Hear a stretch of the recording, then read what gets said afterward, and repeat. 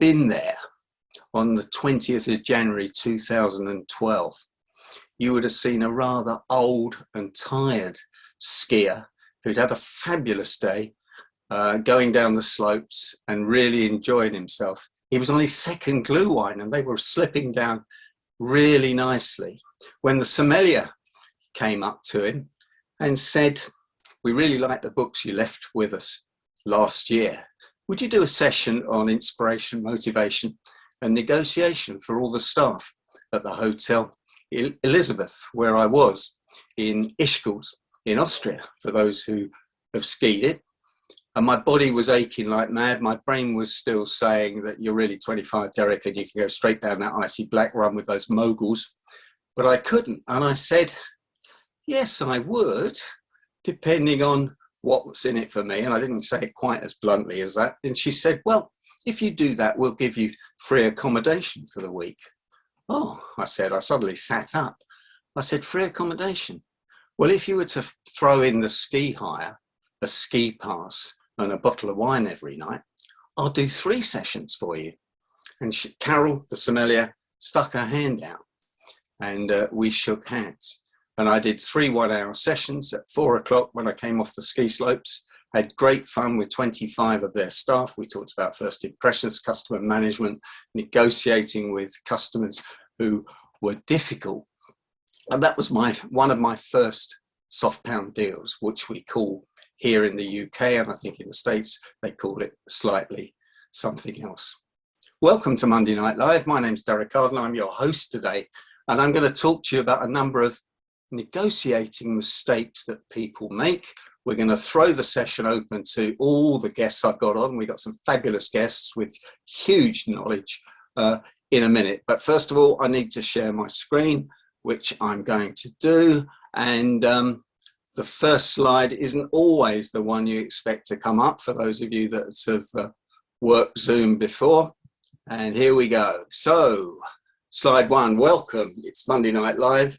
I'm Derek Arden. Today we're going to talk about and discuss unusual negotiation mistakes. And the slides moved. Let's just go back. As unusual negotiation mistakes when you're negotiating. So the first mistake that I'm going to talk to you about is making the mistake that you assume that some things aren't negotiable. Everything's negotiable. And negotiating is a mindset. And having the view that everything is negotiable, you'll be amazed what you can get. Now, an American guy called David Morse picked a fight with me about that statement on LinkedIn the other week. And then we had a Zoom call because I picked up the phone and talked to him, and he sees my point of view. It doesn't mean you'll get a win-win result, but if you don't negotiate, you won't get any result at all. And of course, we have things are coming up on my computer there. Amy, are we all right on the computer still? Is it still sharing the screen? Yeah, Alex is nodding his head. Thanks, Alex. I'm right bang in the middle of the word negotiation. We have ego. And of course, the second mistake that people make is letting their ego get involved in the negotiation. Either if it's a personal issue and people have got a lot of stake in it, they get wound up about the situation, or they don't wind the other person's ego up, which is something you can do sometimes. And when I discovered that ego was in the middle of the negotiation, I thought some people really don't get it. So you've got to get that ego away. Mistake number 3 is forgetting that presenting, pitching, selling, influencing, haggling, conflict management, and positive energy are all part of the negotiation process. If you don't present, you don't pitch well, you're not going to get to the table. Sell well, influence, haggle, which is what a lot of people think is negotiating, just that haggling process and the psychology. Handling conflict, you certainly got to handle conflict.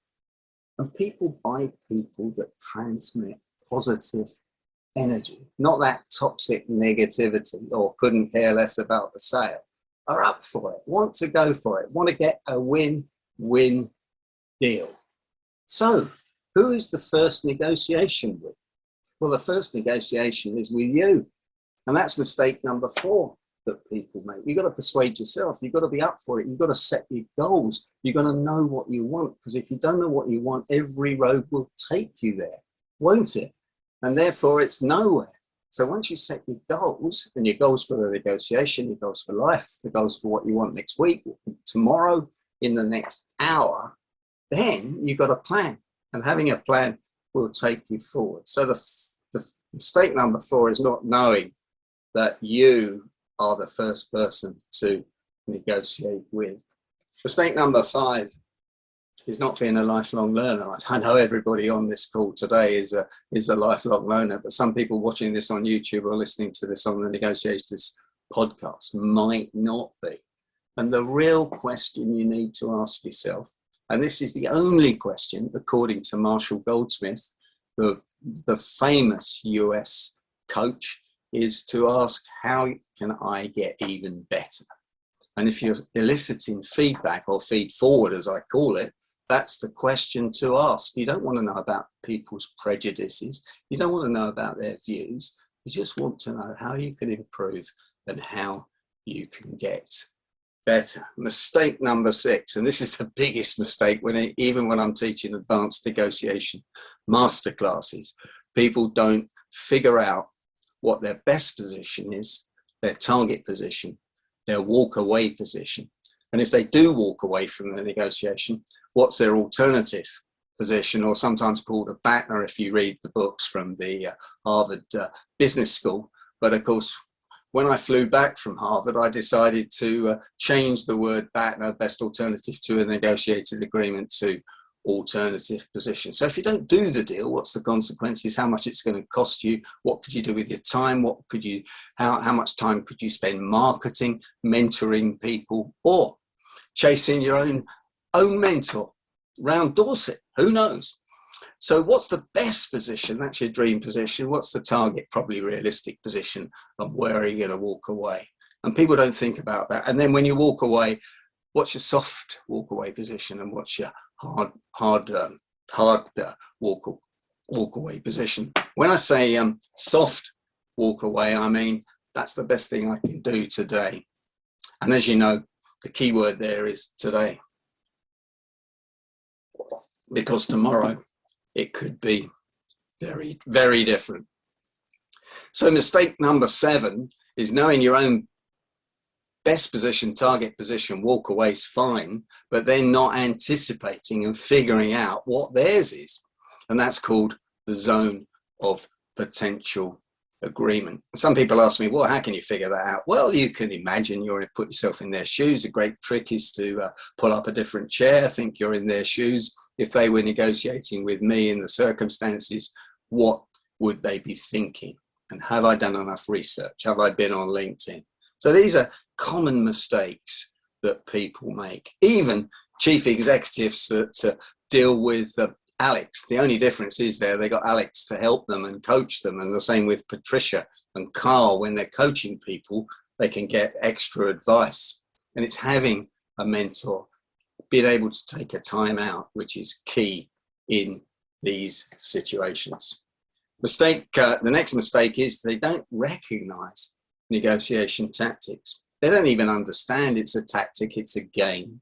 And what's the purpose of a tactic? There's one sole purpose of the tactic: to get you down to your lowest price, your lowest deal, your lowest acceptable transaction as quickly as possible, to scare you that you haven't got power. And the final mistake that I'm going to talk about today is not understanding power and leverage and how to change it. So many people say to me, we've got no power. And I said, well, that's the first mistake you're making. You've always got power. You just need to understand where the power is and then see how you can change it. I was working for Oxfam, and one or two of you might have known this story, but they said we've got no power because all our eggs are in one basket with one bank and we can't change the bank. And I said, well, that's absolutely nonsense. I'm going to talk to another couple of banks for you. And I talked to Barclays and HSBC, and I said to them, how keen are you to get some of Oxfam's business? And they said, oh, we give our right arm for it. I said, well, then would you quote on 4 items, please, for at your very, very cheapest price, no messing about, your best price. And they're 80% of the cost to Oxfam. And they did. And we presented it to the bank, the RBS, the bank that had the business. And we said, if you can't match these prices, you're going to lose some of the business. So we created the power. There's always power, but you need 3 options basically. You always need 3 options. Just like when we're talking, we're always talking 3's the power of 3, etc. A good question to ask yourself and your clients and anyone you're helping with your negotiations, whether it's your family or anyone else, is where is the power and how can we change it? And don't take no for an answer, because as we know, everything's negotiable. The one tactic I wanted to talk about, and I opened with this, is a soft pound deal. What is a soft pound deal? Well, they have huge advantages, but there are disadvantages with them as well. So the Hotel Elizabeth, I went back there skiing 3 years on the trot, and they gave me free board and accommodation, which I worked out, and it was a really quality room they gave me. Was probably worth about £2,000 each time I went skiing. Yeah, game on, fantastic.